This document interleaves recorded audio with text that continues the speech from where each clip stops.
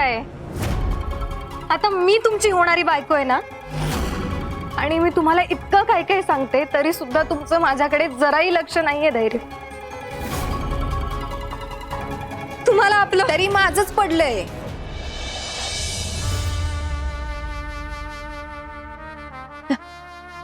बरोबर आहे हिराचं. हो, ती असताना तुम्ही मला का मिस करत होता? हा, बरं ते जाऊ द्या. एक मिनिट, हे घ्या.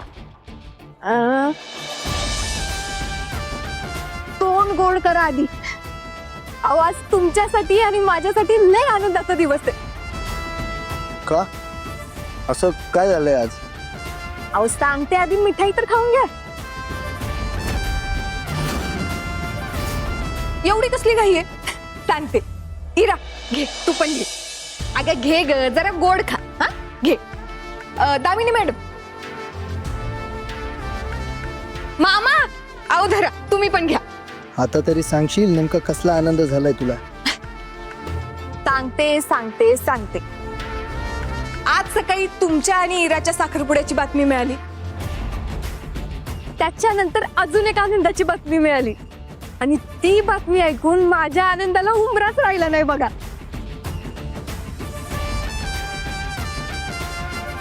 तर बातमी अशी आहे, माझे पप्पा म्हणजे मधुसूदन नाईक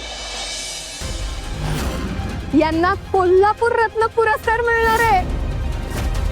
म्हणजे त्यांनी कोल्हापुरात आजपर्यंत जी जी कामं केलीत ना, त्या सगळ्यासाठी त्यांना हा पुरस्कार दिला जाणार आहे.